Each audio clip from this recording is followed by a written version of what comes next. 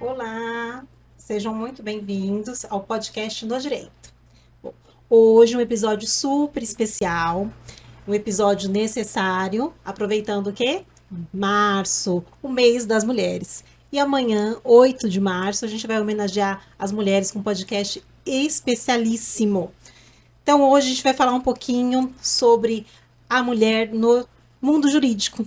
E nada mais especial do que trazer duas ícones do mundo jurídico para falar com a gente. Nesse sofá.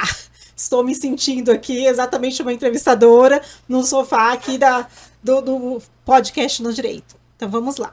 Vamos falar sobre um tema que transcende o universo jurídico, a presença feminina no direito e os desafios, né, que a gente tem e que precisa ser enfrentado para garantir a proteção, a igualdade e a equidade. E para enriquecer essa conversa, temos a honra de receber duas mulheres incríveis, que são referência não apenas no meio jurídico, mas também como líderes, inspiradoras e agentes de transformação na sociedade. Nossa primeira convidada é uma mulher que respira o direito e a justiça, com mais de 30 anos de magistratura. Ela é juíza da Quinta Vara da Família e Sucessões do Fórum de Santana, em São Paulo, mas sua atuação vai além das decisões jurídicas. Ela é também escritora e pesquisadora, especialista em direito de família.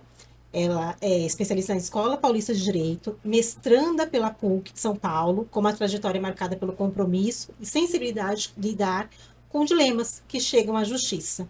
Vamos receber a doutora Luciana Simão de Paula Leite. Muito bem-vinda, doutora! Obrigada. Olá a todos, eu estou muito honrada de estar aqui com vocês hoje. Ai, muito obrigada. É um prazer e uma honra, viu? E aí, para habilitar ainda mais a nossa conversa, temos a honra também de debater aqui conosco a advogada, profissional, uma brilhante também, que vai falar. Ela é advogada, criminalista, palestrante, referência no direito penal e direito de família. Ela também tem um papel fundamental e teve como coordenadora na subseção do Fórum da OAB do Jabaquara. Ela também é superativa, fala aí sobre direito criminal, direito de família. É a doutora Ana Maria Bernal. Doutora, seja muito bem-vinda, muito obrigada, viu? E vamos conversar um pouquinho hoje sobre as mulheres, sobre nós mulheres no mundo jurídico, na sociedade, sobre os nossos desafios e sobre tudo que conquistamos até aqui. Vamos falar um pouquinho aí sobre bastante coisa, bastante assunto. Obrigada, Vamos lá? obrigada pelo convite. Uma honra estar aqui, Ah, principalmente para falarmos um tema que é tão relevante e tão importante ainda falarmos sobre a conquista dos direitos das mulheres. sim, sim. Então, mais uma vez, gostaria de agradecer as duas, né? Duas mulheres que transformam o mundo, o direito, que modam a justiça com suas decisões, sua atuação e incansável luta por uma sociedade mais igualitária. Hoje vamos discutir os desafios enfrentados pelas mulheres na advocacia, no judiciário, no mercado de trabalho. Vamos falar sobre desigualdade salarial, assédio, barreiras nas posições de liderança e também sobre avanços e conquistas. E também queria falar um pouquinho sobre a violência da mulher. Vamos lá? Vamos lá, Vamos lá. viemos aqui para isso. Hoje temos uma plateia especial. A gente queria agradecer também a nossa plateia, nossas colaboradoras que estão aqui. Depois a gente vai tirar fotos de todo mundo e vai postar para vocês. E vocês vão acompanhar todo mundo aqui, todos os nossos bastidores. Então, eu gostaria de começar fazendo uma pergunta para a doutora Luciana. Doutora Luciana, posso começar? Pode. Vamos lá. Doutora, a doutora tem mais de 30 anos no mundo jurídico, né? E hoje, nessa profissão, que transforma durante décadas, quais foram as mudanças mais significativas que a doutora presenciou das mulheres e quais foram as questões que ainda precisam mudar? A doutora consegue responder aí pra gente? Eu acho que sim, eu acho que a gente vê a mulher mais integrada no mercado de trabalho, embora com muitas dificuldades, né? Com desigualdade salarial ainda, mas paulatinamente a gente vai vendo a mulher saindo daquele status de dona de casa, exclusivamente cuidando da família e se instruindo muito. Estatisticamente, as mulheres que mais estudam, embora não tenham igualdade salarial. são as mais educadas, são as que têm cursos técnicos com maior relevância. Então, a gente percebe esse avanço da mulher no mercado de trabalho e, em contrapartida, continuamos com a violência doméstica elevadíssima, né? Não dá para a gente detectar uma melhoria nesses índices, muito pelo contrário. Então, continuamos com essas incongruências, mas melhoramos. Sim, exatamente. Doutora, exatamente, né? Eu vejo isso também. Na verdade, estudamos muito, temos multi-jornadas, né? É exatamente o que acontece, temos muitas multi-jornadas, e mesmo assim a gente parece que não consegue ali se igualar, né? É bem isso. E a doutora, o que que acha sobre essa pergunta? Na verdade, o nosso papel de mulher, ao longo dos anos, décadas, sempre foi permeado de desafios. As conquistas que vieram paulatinamente, como a doutora bem disse, elas foram muito paulatinas e ainda hoje temos que enfrentar lutas, desafios, apesar de que aqui no Brasil nós já temos uma legislação que permite a igualdade entre homem e mulher, havendo inclusive a proibição de que nós tenhamos distinção entre gêneros. Entretanto, nós temos todos os direitos assegurados, a Constituição de 88 lá nos deu os direitos iguais ao homem, a Lei Maria da Penha, que em 2006 disse que trouxe aí uma punição mais efetiva para aqueles que não respeitam os direitos das mulheres, mas todos esses direitos nós temos na legislação, mas há um direito que a mulher ainda não tem, o direito à vida. Muitas vezes esse direito nos é cerceado, muitas delas morrem, porque muitos homens entendem que têm o poder de decidir se essa mulher vai ou não viver, principalmente quando ela tem a iniciativa de terminar uma relação. Mas é claro que nós não podemos só falar da questão que é a violência que está presente, mas das conquistas que vieram surgindo. Entretanto, nós também no mundo jurídico temos conquistas ainda diárias, lutamos diariamente para que nós sejamos respeitadas efetivamente, para que nós tenhamos aquela lei que nos ampara esses direitos igual aos homens. Então, isso ainda é uma luta constante. Ainda na prática, há um abismo entre a lei e a realidade. Não é diferente no mundo jurídico, haja vista que nós elegemos a primeira mulher para a OAB como presidente a gestão passada, demoramos 90 anos para isso acontecer. Isso demonstra, isso é a casa da cidadania, ou deveria ser, onde se deve promover a democracia. Isso demonstra que no mundo jurídico nós também ainda carregamos sim um ranço machista. Mas estamos melhorando. Eu não gosto de dizer que estamos... que as conquistas estão acontecendo, mas sim, aos poucos, nós vimos ocupando mais espaços, nós arrancamos a voz quando não nos é dada, né? Muitas vezes ela nos é cerceada, mas nós vamos lá e tomamos, nós já temos essa coragem. Então, essas mulheres corajosas que nos antecederam e permitiram que a gente possa estar hoje aqui e falar sobre direitos femininos, foram mulheres que lutaram muito. Nós precisamos honrá-las com essa continuidade de luta pelo nosso espaço, pela nossa igualdade. Ai, parabéns. Era exatamente essa nossa pergunta. Eu ia fazer essa pergunta para a doutora agora. Por que ainda no mundo jurídico, né, como a gente está falando do mundo jurídico, ainda temos minoria, tanto na magistratura, quanto nos grandes escritórios, como ainda temos minoria na liderança. A gente tem uma grande maioria, igual aqui, temos maioria, né, de colaboradores, uma grande maioria trabalhando, mas como liderança e como na magistratura ainda é a minoria, né? E foi exatamente o que a doutora que o papel da mulher ficou relegado por muitos anos à submissão do lar, cuidar do lar, da família e dos filhos. Então, isso ainda é muito presente na nossa vida, não só na nossa, mas naqueles que nos cercam. Isso dificulta significativamente o ingresso da mulher em cargos maiores. Tanto é que nós somos mais advogadas, não sei da magistratura, mas aqui em São Paulo, estado de São Paulo, o estado que mais advogados tem inscritos, nós já somos 51% das mulheres.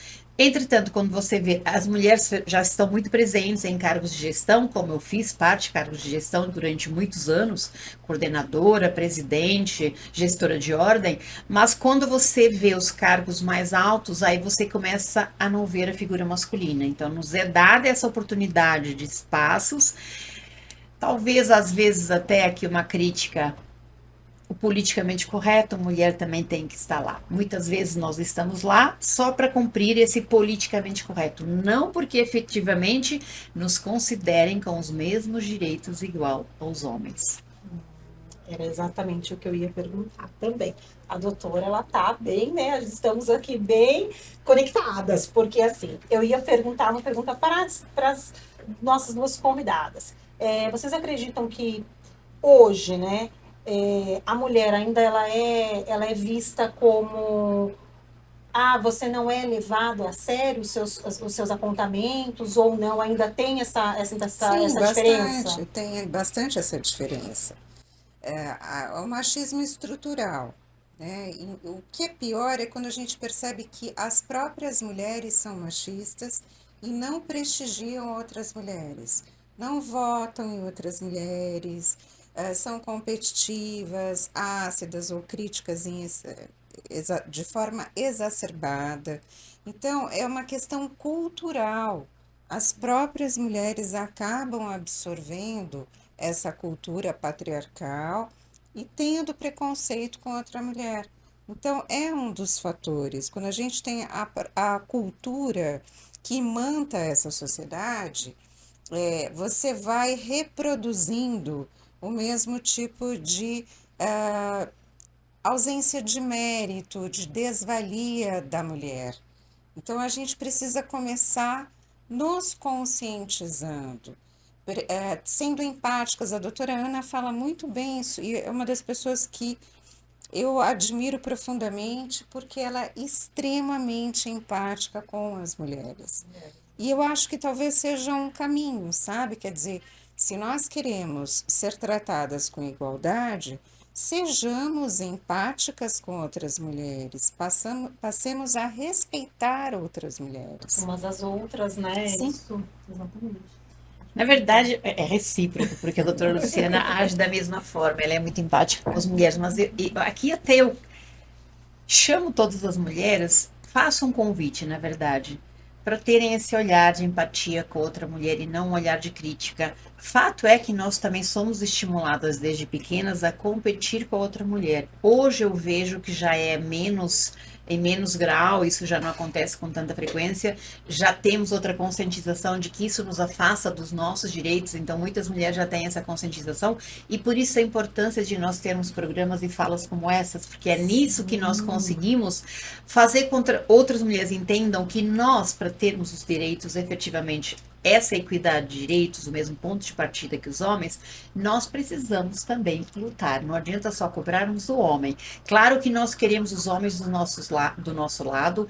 Os homens precisam parar de ficar mocos ou surdos, mas eles precisam escutar, porque todos eles têm, e agora está aí amanhã é o Dia das Mulheres, um bom dia para eles refletirem, o mês inteiro, aliás. Todos eles são filhos de uma mãe, todos eles devem ter, a maioria tem irmãs, filhas. Então, quando eles desrespeitam ou cerceiam o direito de uma mulher, eles estão fazendo isso com a própria mãe, com a própria filha. Então, isso é um chamado que a gente faz para os homens prestarem atenção, que a atitude dele reflete não diretamente naquela mulher, mas nas mulheres todas, inclusive nas mulheres da família dele. Isso mesmo. Muito obrigada, viu? Parabéns pela fala das duas. Eu vou fazer uma pergunta para a doutora Luciana, mas doutora Ana, fique à vontade para responder também. Doutora Luciana, a senhora tem uma experiência riquíssima na vara de direito de família. Ligando um caso, né, que envolve a proteção da mulher, no seu ponto de vista, o sistema de justiça brasileiro, ele protege de forma eficiente as mulheres vítimas de violência doméstica ou não? Onde falhamos? Eu fiz essa pergunta por quê? Porque principalmente esta semana veio muitas, a mídia mesmo, ela trouxe diversas reportagens de feminicídio. Sim. E isso é importante a gente trazer, porque a gente tem a Lei Maria da Penha, E a Lei Maria da Penha, ela protege, só que até que ponto ela protege, até que ponto é viável você fazer o boletim de ocorrência, até que ponto essas mulheres estão protegidas. E é importante a gente trazer, mas eu tenho uma medida restritiva, eu estou protegida, mas mesmo assim ela foi, né, teve o feminicídio. Então, a justiça, ela falha. Eu gostaria de ter essa...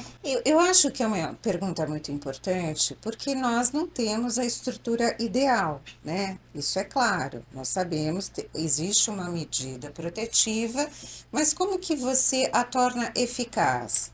Então, você vai precisar acionar a polícia para que aquele agressor que se aproximou seja detido. É para isso que a medida protetiva vai existir. Eu acho que existem profissionais sérios se esforçando para que essas medidas protetivas surtam efeitos. Nós temos deficiências estruturais bastante sensíveis. Mas me parece que o problema, como eu estava falando no início, tem muito a ver com cultura, com a falta de conscientização da sociedade. Quando você olha para a mulher como um ser inferior, e aí eu estou partindo do ponto de vista do homem, do agressor, ele acha que aquela mulher não pode terminar com ele, não pode namorar um outro homem, que ela não pode pedir alimentos ou ficar com a guarda das crianças. É como se ela fosse um ser inferior a ele.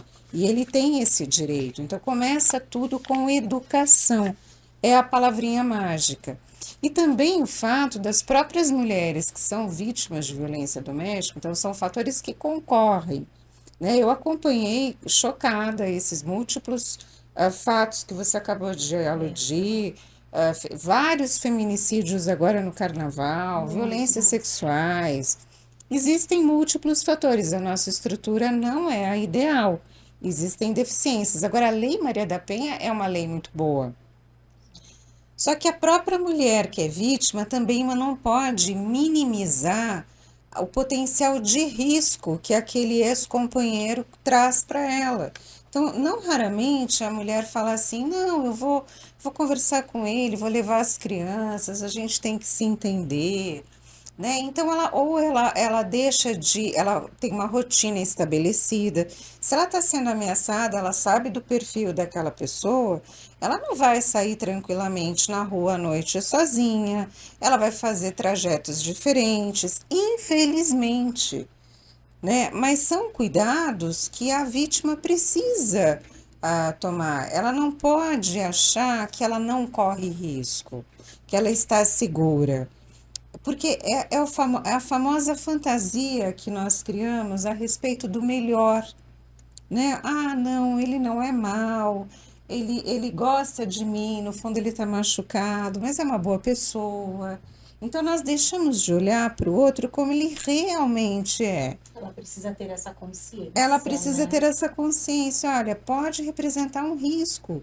Meu ex-marido, meu ex-namorado, ele está doente de ciúme, de posse, de insegurança, e nesse estado em que ele se encontra, é imprevisível o que vai acontecer. Então, vários fatos, vários feminicídios que eu já acompanhei, lendo pela imprensa, vendo em processo, poderiam ter sido evitados se aquela vítima falasse para os companheiros de trabalho, olha, estou com medida protetiva, por favor, se vocês perceberem a presença, algo de estranho, vocês me avisem. Evitar sair sozinha, evitar andar sozinha na rua. São cuidados, infelizmente é isso. Muitas mulheres precisam até se mudar de cidade para que se sintam protegidas, mas é a realidade que está se impondo perante elas.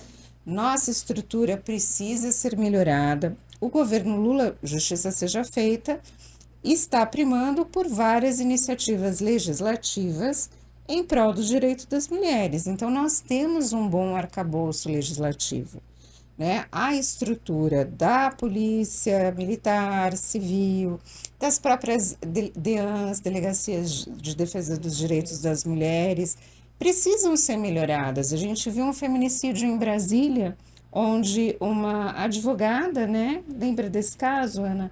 ela foi a uma delegacia da mulher, foi destratada, desqualificada pela profissional e acabou morta pela pessoa que ela foi denunciar. E me parece que ela foi atendida por uma mulher do gênero feminino, né? Uma mulher, uma pessoa do gênero feminino. Então, olha como é a tal desvalia da palavra da mulher feita, outorgada por outra mulher. É uma mulher não valorizando o que a outra mulher está dizendo. Exatamente. Doutora Ana. Como a doutora Luciana falou, e muito bem, o arcabouço jurídico no Brasil é imenso para a proteção dos direitos da mulher.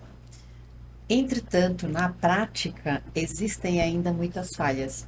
Mas eu não posso deixar de citar, isso salva vidas, as delegacias das mulheres, principalmente as casas da mulher brasileira, onde nós vemos município, estado e governo trabalhando em conjunto. Então, na Casa da Mulher Brasileira, você tem assistente social, você tem assessoria jurídica, você tem a delegada, você tem a promotora de justiça, você tem juíza que imediatamente concedem uma medida protetiva. Nós já conseguimos medida protetiva em 6 horas, dentro do mesmo espaço onde a mulher está ali resguardada da violência e sai dali com uma medida protetiva. Sai se ela quiser. Se ela não quiser, ela pode ser levada para um abrigo. Não vou lhe dizer que um abrigo é um lugar ideal, não é um hotel 5 estrelas, mas é um lugar seguro onde essa mulher pode ficar até cessar aquela violência. Mas é a mulher que vai, ela tem liberdade de sair quando ela quiser, esses lugares não são revelados por segurança, mas se a mulher quiser dizer que vai embora, ela vai, ninguém pode prendê-la. Então é importante as mulheres também entenderem que quando existe uma medida protetiva, ela, mulher, tem que respeitá-la. Não é o homem só que tem que respeitar. E muitas vezes, quando ele alega que vai ver o filho ou a filha, ela baixa essa guarda e permite esse homem quando ele não está permitido. Ora, se a lei o afastou, é porque existe um perigo. Então, nós não podemos relaxar com isso. E muitas dessas vítimas, infelizmente, quando vão a óbito, é justamente quando essa mulher relaxa e deixa esse homem se aproximar. Quando ele se aproxima, normalmente ele mata. Isso é um cuidado que a mulher tem que ter. Violou a medida protetiva? Hoje, uma medida protetiva é concedida já com um link embaixo. Esse link a mulher instala em qualquer telefone que ela tiver, por mais simples. É um aplicativo, seja em qual cidade, em qual estado do Brasil. Aquele agressor se aproximou dela, apertou aquele botão, imediatamente chega no cupom da polícia militar a mensagem de que essa mulher teve essa medida protetiva violada. Lá já constam todos os dados dessa mulher e essa viatura vai até o local. Temos as guardiãs da Maria da Penha, que são mulheres que fazem uma ronda no local onde essas mulheres recebem essa medida protetiva para saber como está essa mulher, ela está sendo respeitada essa medida. Então, isso existe.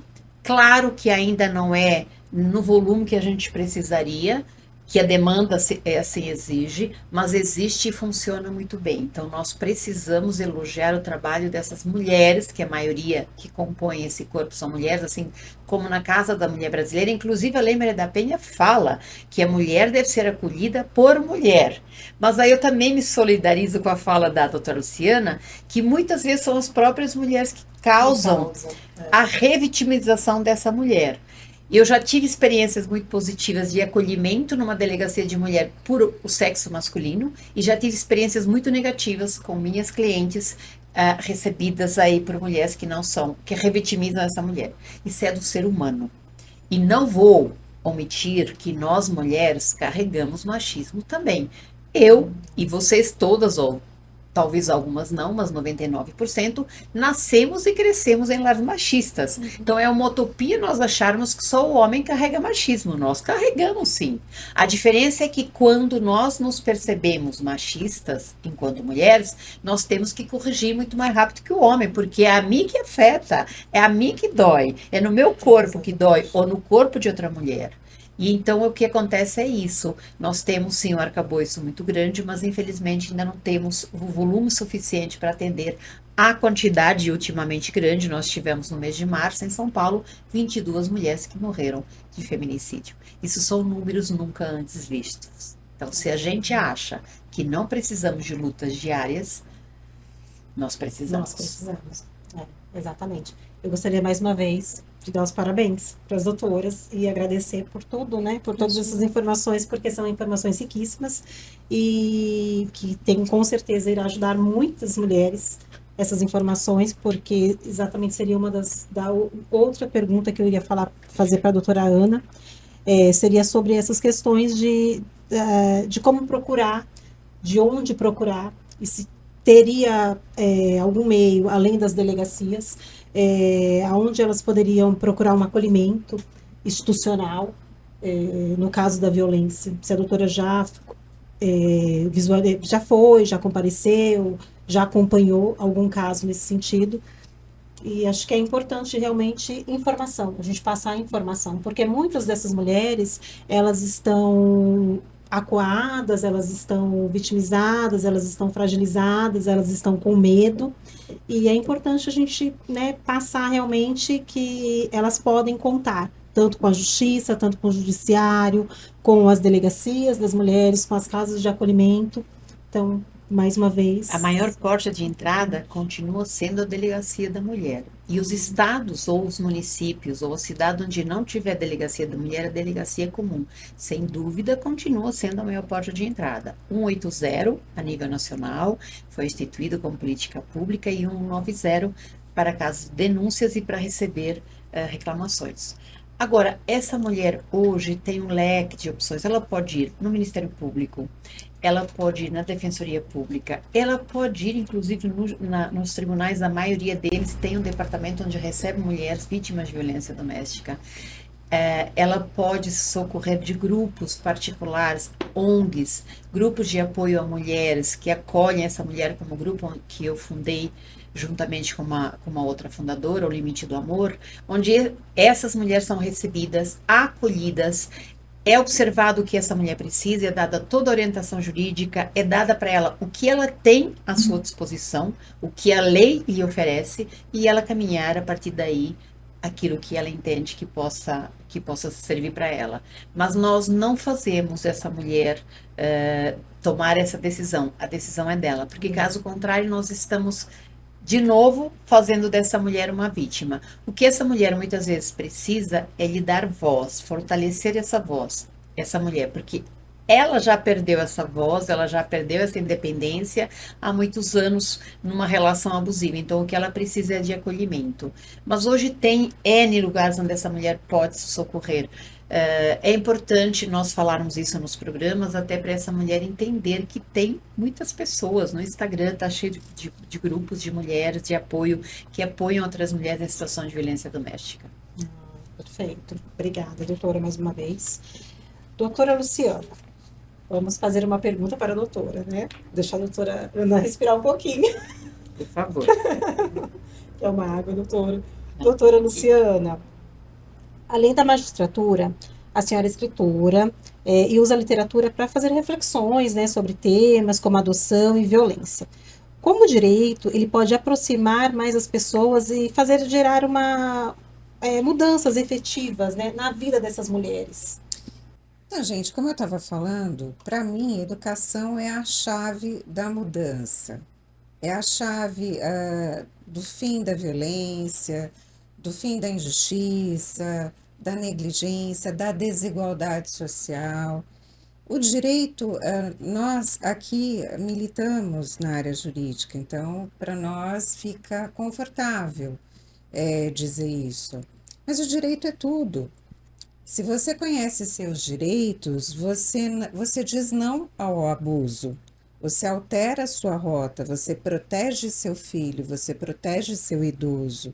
Então, o direito é muito importante. É muito importante nós reivindicarmos os nossos direitos.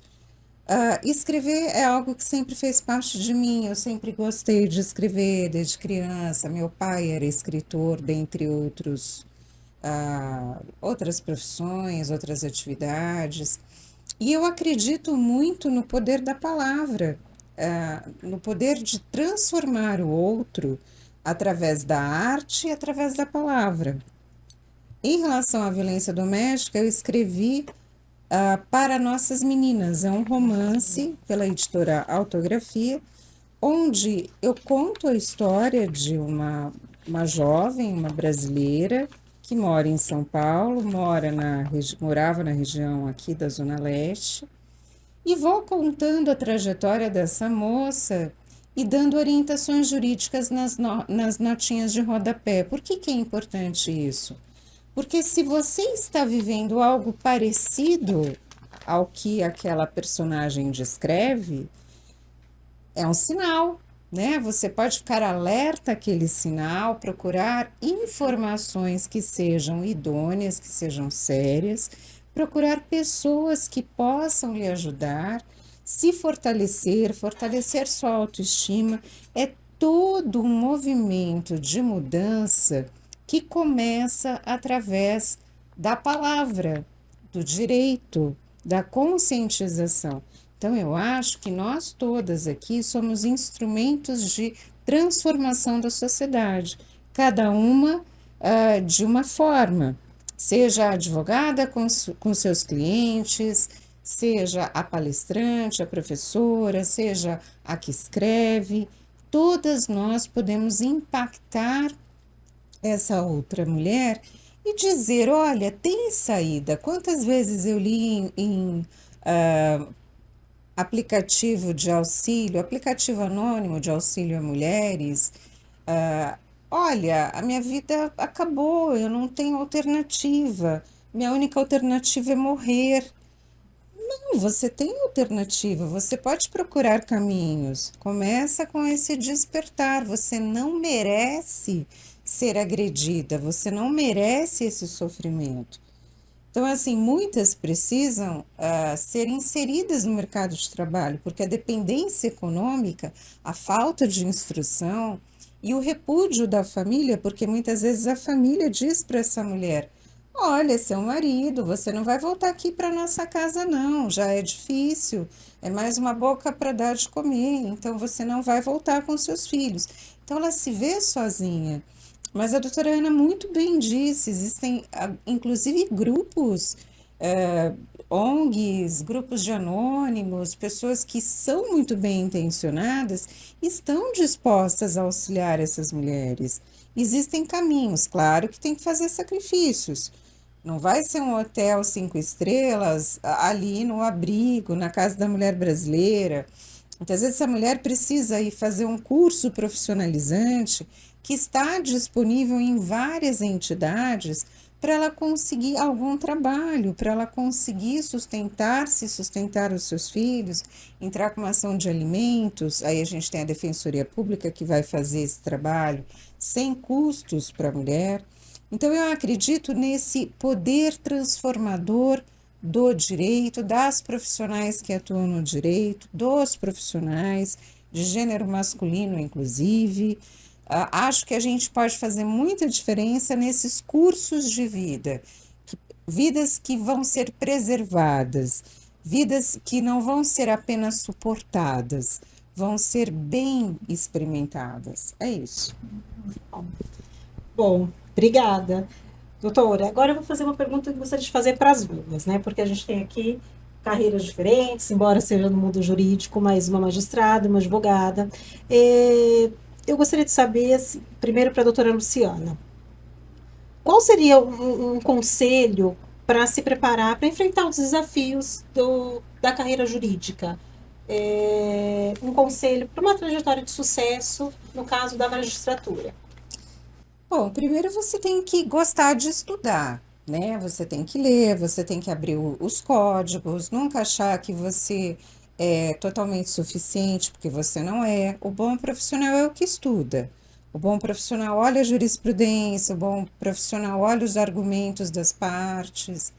Acreditar em você, você saber que você está se esforçando com seriedade, com boa vontade e também se aparelhando com os instrumentos que é o saber, né? É através de uma boa escrita, através do conhecimento aurido, em palestras, em cursos, que você vai ter uma boa atuação técnica.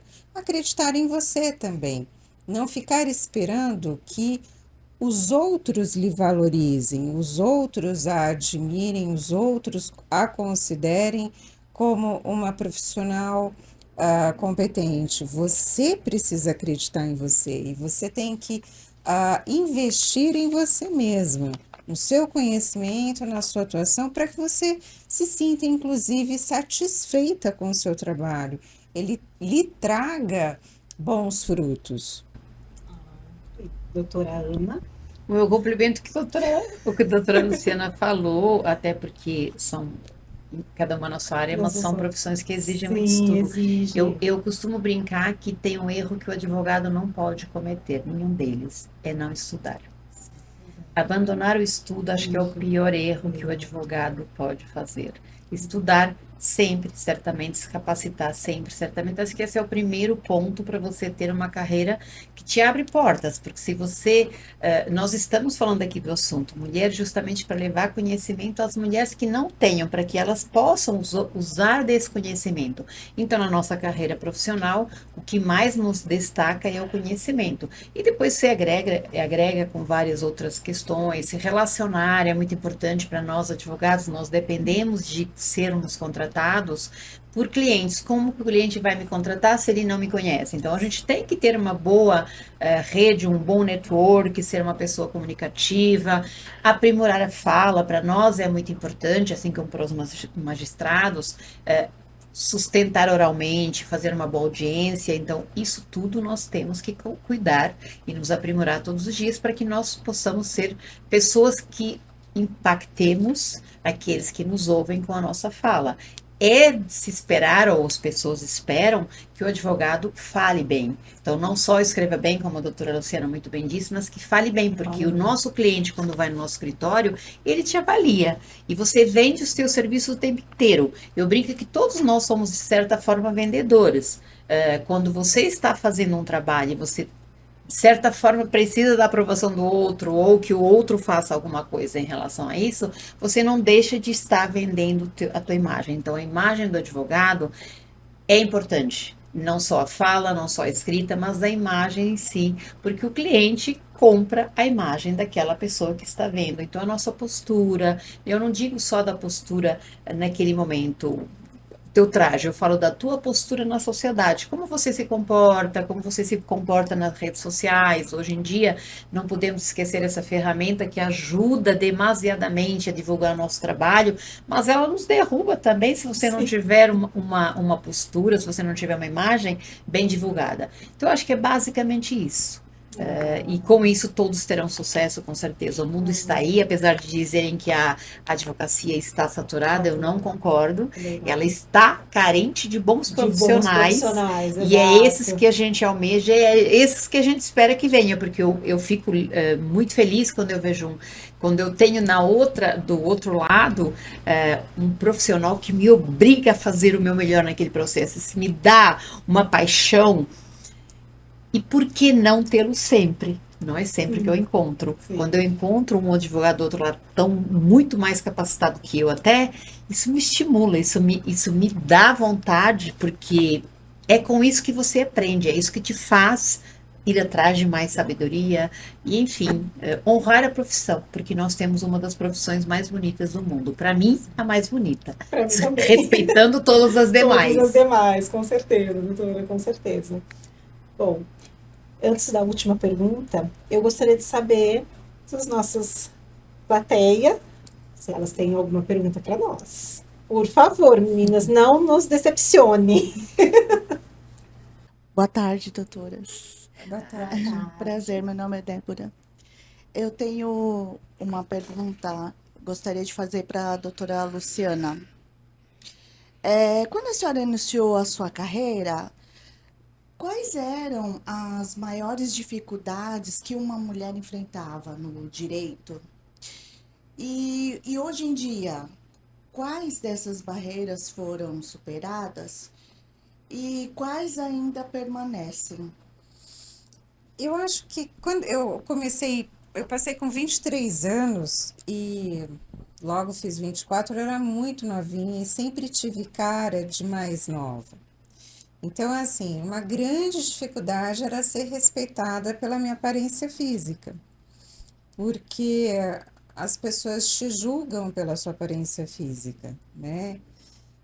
Muito machismo, muito preconceito, gente querendo impor, intimidar, gritar com a gente.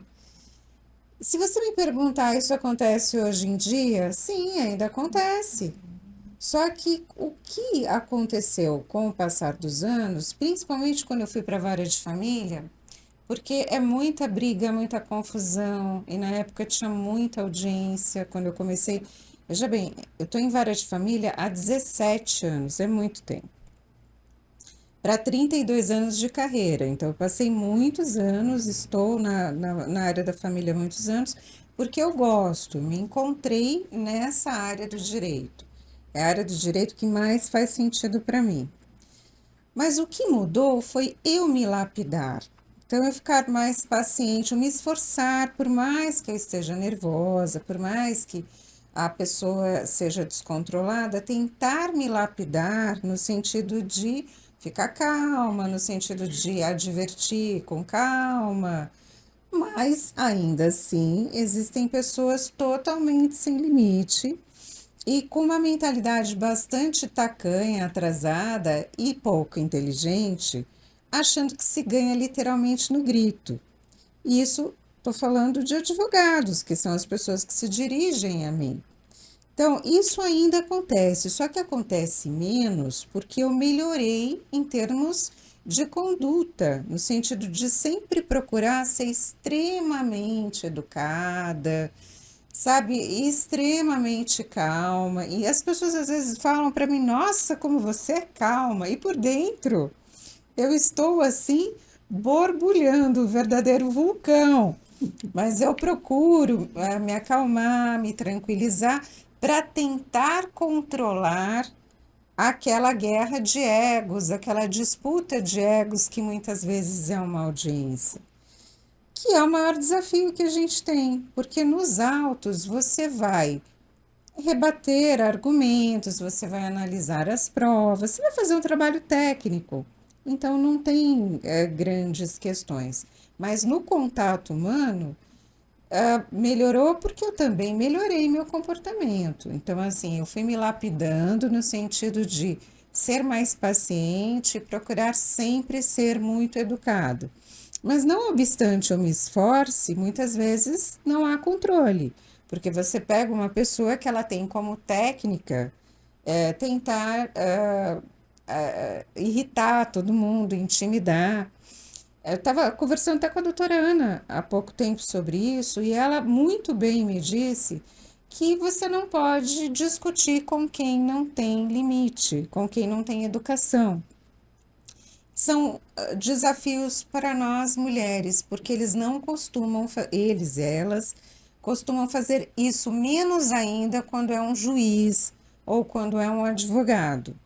Então, nós mulheres ainda somos mais testadas com esse tipo de atitude. Mas certamente melhorou, porque eu também estou bem mais velha, então isso também conta. Muito bem, obrigada, Débora. Obrigada, doutora. Imagina. Mais alguma? Boa tarde. Eu tenho uma pergunta para a doutora Ana, por gentileza, voltando naquele tema a respeito da revitimização das mulheres, né? Quando elas encontram uma barreira, por exemplo, na própria delegacia da mulher, qual é a indicação? O que se pode fazer nesse caso? O que se pode orientar essa mulher, no caso? Entendeu? Às vezes a gente se defronta com algum caso nesse sentido. E eu queria saber qual seria a porta de entrada, quais são os outros mecanismos que a gente pode orientar uma pessoa nessa situação.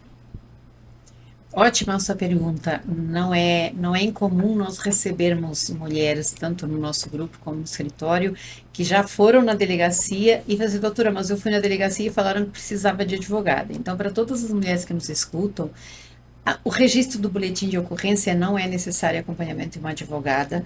Claro que, certamente, a presença de uma advogada tem um tratamento completamente diferenciado, Não raramente as mulheres que defendem outras mulheres são hostilizadas na delegacia, já aconteceu isso comigo também algumas vezes, mas quando a mulher estiver sozinha, quando está com uma profissional do direito, ela sabe exatamente o que fazer, mas se ela estiver sozinha e ela for revitimizada, não for atendida, não quiseram registrar o boletim de ocorrência, desprezaram aquela dor dela, enfim, Corregedoria da Polícia, que as pessoas se esquecem desse número.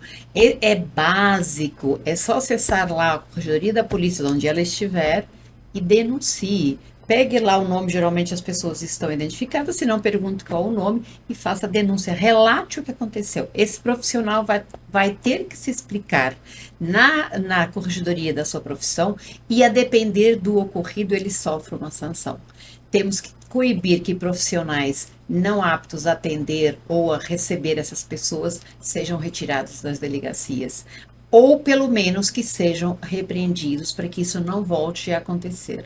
Se essa mulher não obteve êxito, pode chamar o delegado. Normalmente não é um delegado, não é uma delegada que tem essa prática. Normalmente são os policiais que estão ali com um volume maior de trabalho, cansados e acabam sendo o X e praticam, tem esse tipo de prática. Falar com o delegado, falar com a delegada é uma outra forma muito conveniente. Pode ir para a Defensoria Pública também, pode ir para o Ministério Público também e relatar exatamente o que aconteceu. Então, tem um leque enorme onde essa mulher pode se socorrer. E, claro, se tiver uma advogada, um grupo de advogados, desses grupos voluntários, que somos totalmente voluntárias, socorra deles, porque imediatamente vai ser disponibilizada uma profissional do direito para acompanhar essa mulher para que isso cesse imediatamente. O que ela não pode fazer é ficar calada. O que a mulher não pode fazer é deixar de denunciar. Que muitas pessoas dizem, mas tem mulheres com medida protetiva que vêm a óbito, que nós falamos isso lá atrás. Se ela não denunciar, o óbito é certo. As medidas protetivas já salvaram muitas vidas. Obrigada, doutora. Obrigada, Fácia. Bom, eu gostaria mais alguma pergunta? Obrigada novamente. Eu gostaria de fazer a nossa penúltima pergunta para nossas convidadas. Se vocês pudessem mudar alguma coisa na estrutura do direito para beneficiar as mulheres, o que seria e o que, né? O que vocês mudariam, por que mudariam e o que seria? Doutora Luciana. Uma pergunta difícil essa. Que eu mudaria no direito? Eu acho que assim, a gente precisa de mais conscientização. Então, primeiro, né, eu vejo que essa mentalidade belicosa ainda vem muito de faculdade. Então, quando na verdade não é isso, o trabalho é técnico, a doutora Ana muito bem explicou. Olha, eu preciso ter uma boa rede de relações para trabalhar. Não somos competidores, né? Nós somos colegas. Então, quando a doutora Ana está numa audiência, existe um outro advogado, são pontos de vista diferentes por conta dos clientes, mas mais urbanidade, sabe? Mais colaboração, mais conscientização do papel de todos nós, dos papéis que nós temos, que não é uma competição. Via de regra, todo mundo perde alguma coisa numa disputa: tempo, dinheiro, desgaste emocional. Então, acho que eu mudaria essa mentalidade, campanhas mesmo, campanhas no judiciário, campanhas na OAB, alteração dessa mentalidade das próprias faculdades, isso ser passado nas faculdades. Você não vai para ganhar do outro, você vai para tentar melhorar uma situação jurídica de forma mais harmônica para todos, coibir o abuso do direito. Eu sinto falta dessa alteração, dessa mudança de mentalidade. Mudança de mentalidade na própria essa mudança de tentar uma conciliação, de tentar uma conversa, de tentar mesmo, né? Isso já vem de respeito, da base de respeito, né? Respeito recíproco, a valorização dos profissionais, deles valorizarem seus colegas, se valorizarem. Acho que é essa mudança de mentalidade. Porque às vezes os próprios profissionais se tratam como inimigos, né? Sim. O que na verdade não são. Pode falar, Isso. doutora Ana. É exatamente isso que eu ia dizer. A advocacia colaborativa tem colegas que sequer nunca ouviram falar o que é isso. Exatamente. Eu fico estarrecida. Realmente ninguém nos ensina isso na faculdade. Mas não é possível que no dia a dia você não perceba que é muito mais fácil. E eu não digo para mim também enquanto advogada, mas é muito mais fácil eu dar um bom retorno para o meu cliente se eu for uma advogada colaborativa com a outra parte. Então, não temos essa colaboração na maioria, e isso aí, uma falha grande, é dos homens. Claro que tem mulheres também, mas os homens não têm esse respeito, principalmente quando essa solicitação é feita por uma mulher. Eles tendem a ser agressivos, tendem a querer impor o direito. Ok, nós vamos para uma mesa de conversa, mas ele vem com o que ele falou lá na petição. Eu falei, doutor, então não vamos nem conversar. A petição eu já li. Então, essa mentalidade de vermos o outro colega como adversário é muito perigosa e desgastante. Nós, quando fazemos entregas das carteiras da OAB aos novos advogados, uma das coisas que eu sempre dizia era exatamente isso. A partir de hoje, você vai entrar no mundo competitivo. E ele é competitivo e está tudo bem. O que não pode ser é violento, competitivamente violento, porque eu tenho que respeitar o meu colega, porque às vezes eu cruzo esse colega em várias audiências, e quantas vezes isso acontece. Então a minha vida enquanto advogada fica muito mais serena e tranquila quando eu tenho bons laços e boas relações com os meus colegas. Pouco importa se o meu colega está defendendo a parte adversa. É a outra parte, eu nem gosto de falar parte adversa, é a outra parte. Então, quando acontece dos advogados terem esse entendimento, a advocacia fica muito mais serena, principalmente para nós mulheres, que ainda assim somos discriminadas por sermos mulheres, principalmente no mundo criminal. Quando atuante como advogada criminalista, os homens acham que o direito criminal é deles e tendem realmente a achar que é deles. E às vezes a gente tem que se impor e mostrar algumas questões, isso é desgastante. Então, esse é um ponto que tem que melhorar. Os homens precisam nos respeitar enquanto profissionais, e é lamentável quando eles nos veem como mulheres, então eles nos elogiam, nossa, como a doutora está bonita, bem vestida, fala bem como mulher. Na hora em que nós estamos começando a negociar, numa mesa de reuniões, por exemplo, recentemente, um colega deu o cartão para os 8 homens que lá estavam na mesa e não deu para mim. Sabe por quê? Porque ele não me reconheceu como profissional. Ele até me elogiou como mulher, mas na hora em que ele dá o cartão, ele está dando para quem? Para os advogados. Ele não me reconheceu como profissional. Então, isso é uma mudança que nós precisamos sim. Os bancos da faculdade precisam mudar também. Precisamos de meios meios de mediar os nossos conflitos, que cada vez são maiores, sem ser na briga, sem ser na violência. Isso é fundamental, não para o direito apenas, mas para o mundo. E certamente, nós tendo uma advocacia mais colaborativa, isso se transborda para o nosso cliente. Quando ele chega no teu escritório e você está mais serena, assim você atende melhor aquele cliente. Com certeza. Isso deveria ser uma matéria da faculdade, né? Eu acho que deveria ser aí até Sim, a advocacia colaborativa acho que podia ser realmente uma matéria. E aí, olha, qualquer outra profissão que você for ter, né, você precisa desses princípios, implementar essa de conduta. entender essa conversa, de entender o outro, de entender que o advogado ali também está fazendo o papel, que você está fazendo, que na verdade você está defendendo o seu cliente. E que não é o seu interesse, porque isso acontece muito também. É o interesse do seu cliente, mas ele também está se você for defendendo. passional na sua atuação, você vai prejudicar o seu cliente. Você Sim. tem que ser técnica. Técnico, é extremamente técnico. Então ali cada um está sendo Sim. técnico, mas respeitando, né? O respeito é mútuo, né? Sim. Você precisa ter esse respeito. Muito bem, doutoras, obrigado. Agora eu gostaria só de uma mensagem das duas. Eu gostaria, na verdade, de perguntar mesmo que as duas, né, deixassem aí uma mensagem para as mulheres, né, que querem aí seguir a advocacia, que querem seguir a magistratura, ou para aquelas, né, os ouvintes, né, as mulheres mesmo que estão aí nos ouvindo, que vão nos ouvir, que vão prestar bastante atenção nesse podcast, para saber dos seus direitos, para entender melhor. Eu gostaria que as doutoras deixassem essas mensagens para elas, aproveitando o mês de março, aproveitando o nosso dia amanhã.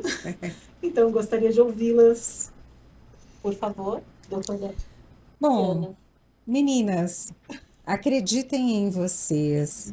Não desistam dos seus sonhos. Não permitam que o outro as diminuam. É basicamente isso. Vocês precisam acreditar em si mesmas e buscando, ainda que com dificuldade, o auxílio disponível, porque essas pessoas existem. Então, não sucumba, não desista de você mesma.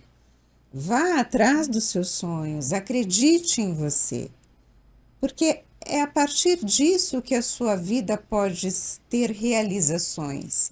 Vai depender essencialmente de como você se vê. Doutora Ana. Bom, eu digo para todas as mulheres, independentes advogadas, que a luta é árdua, mas as conquistas compensam e é um caminho sem volta. Se os homens acreditam que ainda vão nos cercear, não vão, porque nós não nos calaremos mais. Convido todas vocês a não se calarem, isso não significa brigar, falamos o tempo inteiro aqui de sermos colaborativas, mas se posicionar. Entenda os seus direitos, escute programas como esses, saiba dos seus direitos e faça com que eles sejam respeitados. De uma forma amorosa, eu só acredito na mudança com amorosidade. Eu penso que a mudança na violência, nós tivemos guerras no passado e temos guerras ainda hoje e não vemos mudanças. Então eu acredito na mudança sim, mas com amorosidade. E a mensagem que eu deixo também para os homens, que os homens escutem as mulheres, que os homens parem de achar que quando nós conversamos sobre os nossos direitos que são violados, sobre a falta de oportunidade que eu tenho enquanto mulher, enquanto que um homem com menos capacidade técnica às vezes do que eu, ele galga mais rápido aquilo do que eu, então isso nos põe numa colocação de inferioridade. Então eu quero que esses homens nos escutem, entendam que isso não é uma conversa de mimimi e que nós não somos feministas no mau sentido. Feministas é defender os direitos da mulher e é isso que eu faço diariamente. Sim, diariamente. E eu peço para vocês, homens e mulheres, para que defendam os direitos das mulheres diariamente, se não pela sua mãe, se não pelas suas filhas, mas por todas nós, porque é com isso que nós teremos um mundo mais justo, mais igualitário, mais coeso e uma sociedade mais feliz. Parabéns, muito bem. Gente, eu gostaria muito, muito de agradecer a doutora Ana, agradecer a doutora Luciana, agradecer a todos, agradecer as nossas colaboradoras, mulheres lindas, maravilhosas, incríveis. Doutora, mais uma vez, gostaria de agradecer muito, dar os parabéns também a todas nós, mulheres, pelo dia 8 de março. Amanhã é Dia das Mulheres, uma conquista incrível, um dia de homenagem às mulheres, um mês inteiro de homenagem às nossas conquistas, às nossas lutas, à nossa independência, sim, a tudo que a gente conquistou, porque a mulher, ela era assim, omissa, ela era oprimida. Hoje somos mulheres fortes, mulheres de fibra, mulheres de garra, mulheres que temos sim a nossa independência, mulheres empreendedoras, mulheres independentes, mulheres advogadas, juízas, magistradas e mulheres que trabalham, mulheres donas de casa, mãe, mulheres que sustentam a casa e tantas mulheres, né? Então, parabéns a todas nós, parabéns pelo nosso dia. Mais uma vez, obrigada. Gostaria de agradecer a todos. Muito obrigado e até o nosso próximo podcast.